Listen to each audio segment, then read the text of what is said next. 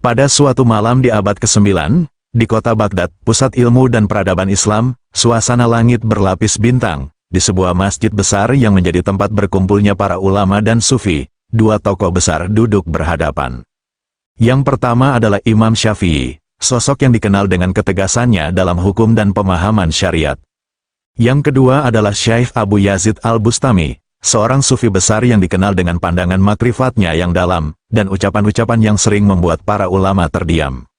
Majelis itu penuh, para murid, fukaha, dan ahli tasawuf menunggu dengan hening. Mereka tahu malam itu bukan malam biasa, ini adalah pertemuan dua samudra, ilmu lahir dan ilmu batin, syariat dan makrifat. Bab 1, permulaan perdebatan. Imam Syafi'i memulai dengan kalimat lembut namun tajam. Wahai Abu Yazid, agama ini dibangun atas syariat. Tanpa hukum Allah, manusia akan tersesat dalam hawa nafsunya. Bagaimana mungkin engkau berbicara tentang hakikat Tuhan, sementara banyak manusia belum memahami hukum wudunya? Abu Yazid menunduk sejenak, lalu menjawab dengan suara tenang. Wahai Imam, syariat adalah jalan, tapi jalan tidaklah cukup jika tidak mengantarkan kepada tujuan. Bukankah kita berjalan bukan untuk jalan itu sendiri, melainkan untuk sampai kepada Allah? Para murid berbisik. Imam Syafi'i tersenyum tipis. Benar, jalan menuju Allah, tapi jalan itu harus jelas, berpagar hukum, dan diterangi Al-Quran serta Sunnah. Tanpa itu, seseorang bisa tersesat dalam perasaan dan mengira ia dekat dengan Allah, padahal ia jauh. Abu Yazid menatap Imam Syafi'i. Tapi wahai Imam, betapa banyak orang menghafal hukum, tapi hatinya tidak mengenal Tuhan. Ia salat, tapi jiwanya kosong. Ia puasa, tapi lisannya kotor. Apakah itu yang engkau sebut dekat dengan Allah? Bab 2, hakikat ibadah. Imam Syafi'i berkata, setiap ibadah memiliki bentuk lahir, tanpa bentuk itu, ibadah tidak sah. Maka orang yang tidak salat, tidak boleh mengaku telah menyatu dengan Allah. Abu Yazid tersenyum lembut. Wahai Imam, kami tidak meninggalkan salat, tapi bagi kami, salat bukan sekadar ruku dan sujud. Salat adalah keadaan hati yang terus hadir bersama Allah, bahkan ketika tubuh tidak berada di tikar sajadah. Imam Syafi'i membalas dengan nada bijak, hati yang hadir. Benar, tapi syariat menjaga agar hati itu tidak menipu dirinya sendiri. Banyak orang berkata, hatiku bersama Allah, tapi ia tidur saat azan berkumandang. Itulah mengapa Allah mewajibkan bentuk, agar manusia tidak menipu dirinya dengan rasa. Abu Yazid terdiam sejenak. Ia menatap wajah Imam Syafi'i yang bercahaya oleh ilmu dan ketulusan. Engkau benar, wahai Imam. Tapi izinkan aku berkata, syariat tanpa makrifat adalah tubuh tanpa ruh, dan makrifat tanpa syariat adalah ruh tanpa tubuh. Keduanya harus bersatu, agar Islam hidup sepenuhnya. Bab 3, tentang ilmu dan cahaya. Salah satu murid bertanya, wahai para guru, manakah yang lebih utama, ilmu syariat atau ilmu makrifat? Imam Syafi'i menjawab, ilmu syariat adalah fardu atas setiap muslim. Ia menjaga agama, membimbing manusia agar tidak salah langkah. Makrifat adalah rahmat, tapi tidak wajib bagi semua. Abu Yazid menimpali, benar, wahai Imam, tapi siapa yang mencicipi makrifat, akan menemukan ruh dari setiap hukum syariat itu. Ia tahu mengapa Allah memerintahkan salat, bukan sekadar tahu bahwa salat itu wajib. Imam Syafi'i menatap Abu Yazid dengan penuh penghargaan. Aku melihat engkau berbicara bukan dari hawa nafsu. Engkau berjalan di jalan batin yang dalam. Tapi aku khawatir, jika ilmu ini jatuh ke tangan orang yang belum matang, ia akan tersesat, karena jalan makrifat itu halus, penuh bahaya, dan hanya sedikit yang selamat. Abu Yazid mengangguk. Dan aku pun khawatir, wahai Imam, bahwa banyak orang berhenti di kulit syariat dan tidak pernah mencicipi keindahan makna di baliknya. Mereka sibuk menilai halal haram, tapi lupa untuk mencintai sang pemberi hukum. Bab 4, kesatuan kebenaran. Perdebatan berlangsung lama, tapi tanpa amarah, hanya keindahan hikmah yang mengalir. Lalu Imam Syafi'i berkata, wahai Abu Yazid, aku melihat engkau mencari wajah Allah dengan cinta, dan itu baik, tapi ingat, cinta yang benar adalah yang tunduk kepada perintahnya. Abu Yazid menjawab, dan aku melihat engkau menjaga hukum Allah dengan ketegasan. Itu pun baik, tapi hukum akan kering tanpa rasa cinta di dalamnya. Mereka terdiam sejenak. Malam semakin larut, lalu Imam Syafi'i berkata lembut, maka jadilah engkau lautan makrifat yang dijaga oleh pantai syariat. Abu Yazid tersenyum, dan jadilah engkau penjaga pantai syariat yang memberi jalan bagi lautan makrifat mengalir dengan aman. Bab 5, setelah perdebatan keesokan harinya, para murid bercerita ke seluruh Baghdad. Mereka berkata, kami melihat dua samudera bertemu, dan tidak saling menghancurkan, melainkan saling menyempurnakan. Imam Syafi'i melanjutkan pengajaran fikih dan hukum.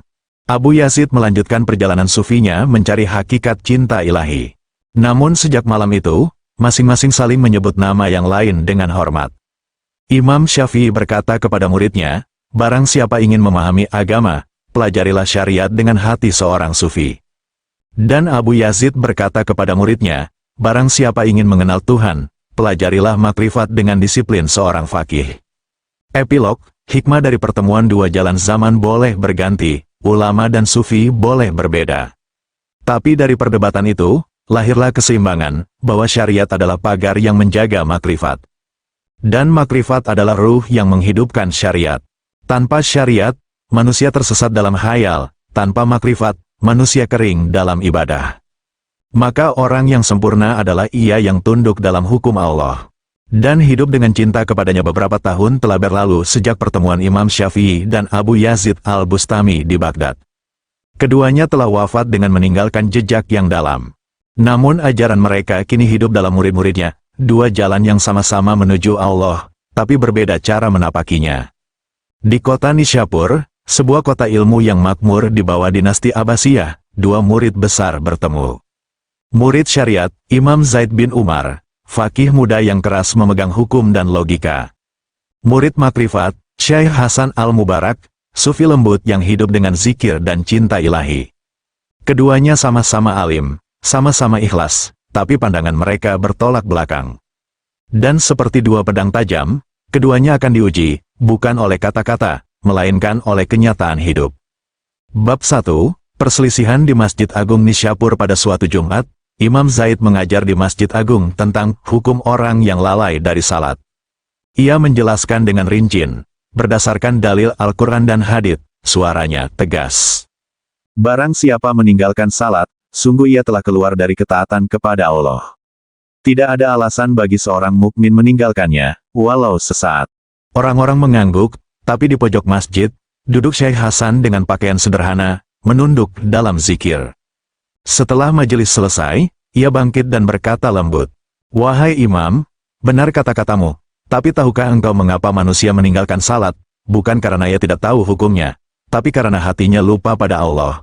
Maka menghidupkan hati lebih penting daripada sekadar menakut-nakuti tubuh." Imam Zaid menatapnya, "Wahai Syekh Hasan, aku tidak menakut-nakuti, aku menegakkan hukum Allah. Bila hati itu mati, maka dengan syariatlah ia dibangunkan." Syekh Hasan menunduk, dan bila syariat tidak diiringi kasih sayang, maka hukum berubah menjadi cambuk tanpa ruh, padahal Allah itu maha lembut. Suasana hening, murid-murid terdiam, tapi malam itu, perdebatan itu menjadi buah bibir seluruh kota. Bab 2, ujian nyata. Beberapa minggu kemudian, Nishapur dilanda musim kering, sungai-sungai surut, ladang mengering, dan rakyat mulai kelaparan. Gubernur kota memanggil dua tokoh itu untuk memimpin doa istisqa, memohon hujan. Imam Zaid datang dengan pakaian rapi dan jubah putih bersih. Ia memimpin salat dengan tertib, penuh aturan. Rakyat mengikutinya, tapi langit tetap biru. Tak ada awan yang datang. Keesokan harinya, Syekh Hasan datang. Ia membawa rakyat miskin dan anak-anak yatim ke tengah lapangan. Ia berkata lirih, "Ya Allah, Engkau tak butuh doa kami, tapi kami butuh kasih-Mu. Bila dosa kami menghalangi hujan-Mu, maka ampunilah kami, bukan karena kami layak, tapi karena Engkau Maha Pemurah." Lalu ia menangis, anak-anak menangis, orang-orang ikut menangis.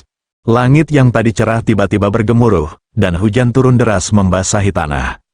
Bab 3, pertemuan dua murid. Setelah kejadian itu, Imam Zaid mendatangi rumah Syekh Hasan. "Wahai Syekh, aku telah membaca ratusan kitab hukum, tapi doaku tak menembus langit. Engkau hanya berbicara beberapa kata, dan langit menjawab, apa rahasianya?" Syekh Hasan menjawab lembut, "Wahai Imam, bukan karena aku lebih mulia, tapi karena aku berdoa dengan hati yang hancur. Allah dekat dengan hati yang hancur karenanya." Imam Zaid terdiam, lalu meneteskan air mata. "Mungkin aku terlalu sibuk menjaga bentuk ibadah, hingga lupa menjaga isi ibadah itu sendiri." Syekh Hasan menepuk bahunya, dan mungkin aku terlalu sibuk mencari rasa, hingga lupa bahwa rasa harus berpagar syariat. Engkau penjaga bentuk, aku penjaga makna, sudah seharusnya kita berjalan bersama. Bab 4, Cahaya yang menyatukan. Sejak hari itu, mereka berdua sering mengajar bersama. Imam Zaid menjelaskan hukum, dan Syekh Hasan menerangkan rahasia batinnya. Murid-murid mereka belajar dua hal sekaligus, fikih dan tasawuf, akal dan cinta. Dari perpaduan keduanya lahirlah generasi baru, para ulama yang berhati sufi. Dan para sufi yang berilmu fikih, mereka menyebut diri mereka, ahlul hakikat wal syariat. Orang-orang yang menyeimbangkan kepala dan hati, logika dan cinta, hukum dan hikmah. Epilog, cahaya dari timur. Bertahun-tahun kemudian, seorang murid dari garis mereka bernama Imam Al-Ghazali menulis dalam kitabnya Ihya Ulumuddin.